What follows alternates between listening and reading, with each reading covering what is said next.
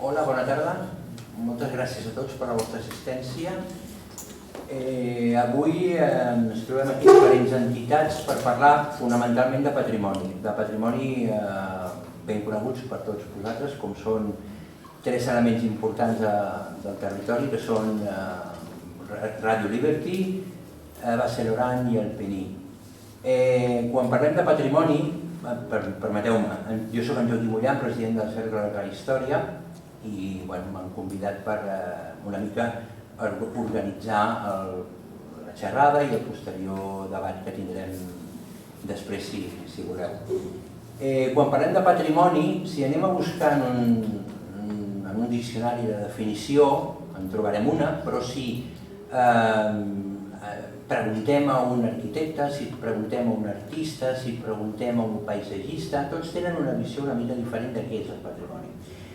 D'alguna manera, el que hauríem de tenir clar tots és el concepte fonamental de patrimoni. Patrimoni és allò que els que han vingut abans que nosaltres ens han deixat i que nosaltres hauríem de saber deixar als nostres fills. I són aquells elements que d'alguna manera tenen una importància, tenen un valor, ja sigui cultural, ja sigui històric, ja sigui de qualsevol mena, que té, com dic, té alguna cosa a transmetre i alguna cosa a ensenyar. En aquest cas, avui ens trobem per parlar d'aquests tres espais fonamentals en què, gràcies a la mobilització de la societat civil, s'està lluitant per salvar-los, perquè fins ara estaven dormint el son dels mortals i pràcticament la desconeixença que havia sobre aquests elements era absolutament total. Avui en dia, per exemple, som capaços de visitar les piràmides d'Egipte, que són uns elements que ningú posarà en dubte el valor patrimonial que tenen, que van ser construïts fonamentalment per esclaus. Podem visitar, per exemple, la Pedrera, és un altre tipus de patrimoni, la Pedrera de Gaudí, que en el seu moment va tenir unes crítiques molt grans i tothom volia enderrocar. O podem visitar, per exemple, els camps d'extermini d'Auschwitz, també és patrimoni. Són diferents tipus de patrimoni, però són elements que ens transmeten, ens fan arribar a algun tipus de coneixement, algun tipus de valor i que, com deia al principi, hem de ser capaços de transmetre. Bé, només volia fer aquesta introducció perquè, com veieu, som 4, hauríem de ser 5 convidats, estem esperant el 5è, que a veure si ens arriba a temps. Jo cedeixo ràpidament la paraula al primer dels nostres convidats, que és tot un plaer que estigui aquí, que és Antoni Strubel. Com sabeu, ell és escriptor, és filòleg, és un dels grans impulsors de la Comissió de la Dignitat. La comissió té més de 20 anys, si no m'equivoco. Es va fer força famosa per la qüestió dels papers de Salamanca, es van convertir en un tema pràcticament d'estat. Quan jo us ben asseguro que a Salamanca no sabien ni que existien aquests documents, us ho dic perquè tinc família a Salamanca i bé, no us explicaré la biografia d'Antoni perquè llavors sí que ens quedaríem sense espai i no és aquesta la qüestió. Per tant, des de les entitats que hem organitzat aquesta activitat li donem el nostre agraïment per haver participat i per també, juntament amb amics de la UNESCO de Girona, donar suport a tot aquest acte, i no solament a l'acte, sinó al moviment de defensa d'aquest patrimoni. I res, doncs, teniu la paraula. Un aplaudiment pel Toni, sisplau.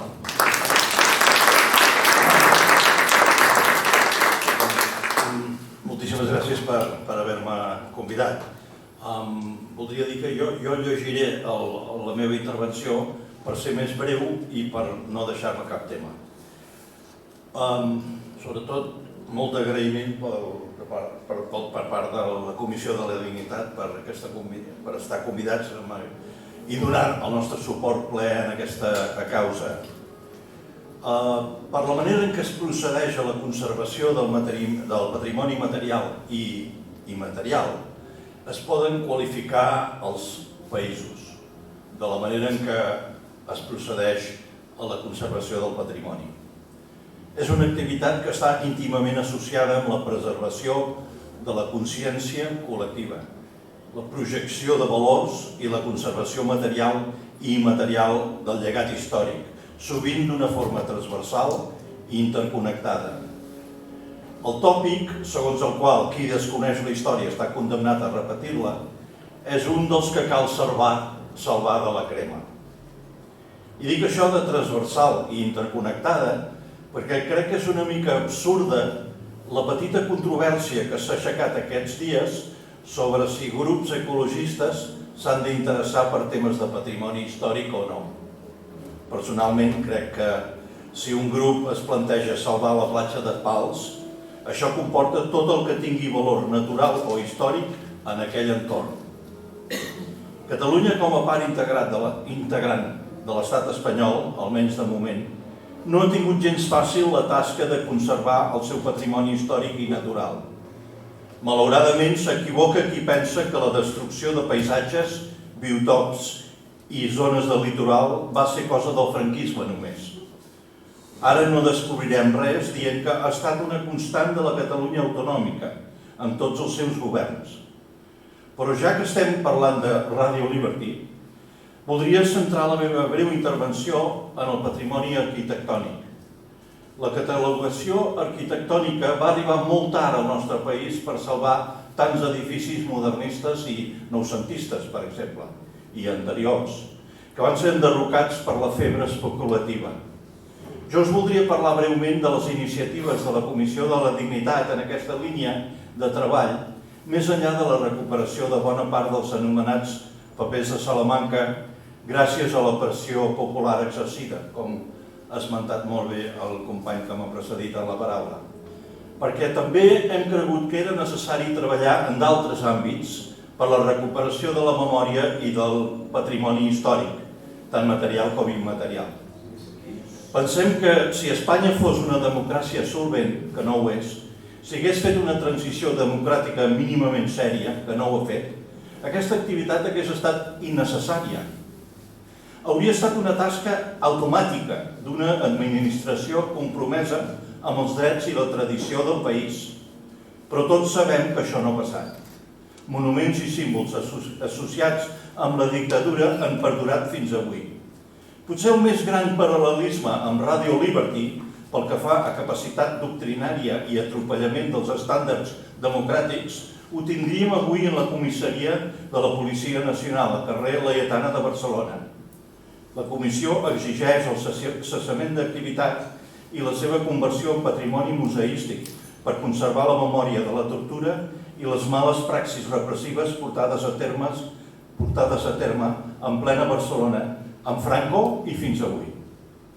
D'un estil ben diferent ha estat l'exitosa campanya que hem tingut el plaer de realitzar a la Caixa de Pensions, al mateix carrer, per tal que aquesta entitat valenciana restituís les inscripcions i simbologia arquitectònica que van ser eliminades pel primer franquisme, malgrat ho seguís negant la pròpia direcció de la Caixa fins fa poc. També hem treballat per la plena restitució dels 5 d'oros de diversos monuments desfigurats pel franquisme, com el monument de Frederic Mistral a Montjuïc, la mateixa bandera catalana de Montjuïc o la placa commemorativa de la Declaració Radiofònica de la República Catalana el 1931 a càrrec de Francesc Ferrer al Tibidabo. Cap ajuntament barceloní se n'havia ocupat de neutralitzar aquestes desfiguracions del conjunt monumental de Barcelona, permetent així que les accions repressives i antidemocràtiques del franquisme persistissin. Tampoc no n'ha de quedar indemne la pròpia administració autonòmica, que en aquest capítol patrimonial del país no ha fet pràcticament res per restituir elements tan importants com ara la casa de Francesc Macià, a Vallmanya, a Alcarràs, o magnífiques col·leccions fotogràfiques de la Guerra Civil i altres temàtiques que bé s'han perdut a l'estranger o han hagut de ser rescatades per organitzacions populars amb vercamis, com la darrera col·lecció de fotografies tan emblemàtica de Francesc Boix. No va ser conservada per l'administració autonòmica. 3/4 del mateix podríem dir del patrimoni austriacista. Per exemple, amb la dilapidació permanent de monuments com la casa natal del general Moragues a Joanet, a Sant Hilari Sacalm, o Can Bac de Roda a Roda de Ter, malgrat acords del Parlament de Catalunya que en demanava la protecció. Ens imaginem com serien protegits i profitosament museïtzats monuments semblants en d'altres països del nostre entorn social i polític? Per acabar, i ja que parlem de Radio Liberty, voldria aportar una petita història familiar amb el vostre permís. Durant uns anys, el meu avi, Josep Trueta, va estar involucrat en una activitat radiofònica a anys llum de la pretesa per Radio Liberty, però també amb un cert color polític. Baixava d'Oxford a Londres per parlar 2 cops al mes a la BBC en català. Eren pocs minuts, però ho podia fer en català. Per a molta gent, escoltar aquelles paraules en català, per molt insípid que fos el tema, que sempre li era imposat per la BBC, ell no escollia el tema, era una petita llum a la foscor per moltes famílies. Una petita Radio Liberty, en algun sentit. Però no per llançar el missatge antisoviètic de la CIA, sinó per llançar el missatge d'un idioma perseguit per una dictadura. L'experiència va durar uns anys, però va ser aturada per la pressió exercida per cartes enviades per l'administració franquista al govern de Westminster. Però no només van ser cartes rebudes de franquistes, les cartes, tal com va exposar un historiador anglès, sinó tristament cartes també de molts republicans residents a Anglaterra, entre ells Salvador de Madariaga, que també es va afegir a la causa de tancar una programació de 2 minuts cada 2 setmanes en català. Fins a aquest punt arribaven. I sí, això també ha de formar part de la memòria històrica, com ho han de fer les instal·lacions de Radio Liberty. Poden ser un centre turístic i museístic interessant per explicar el món de blocs que dominava i domina el món avui, a expenses dels ciutadans i els pobles, i per analitzar els ressorts de la propaganda política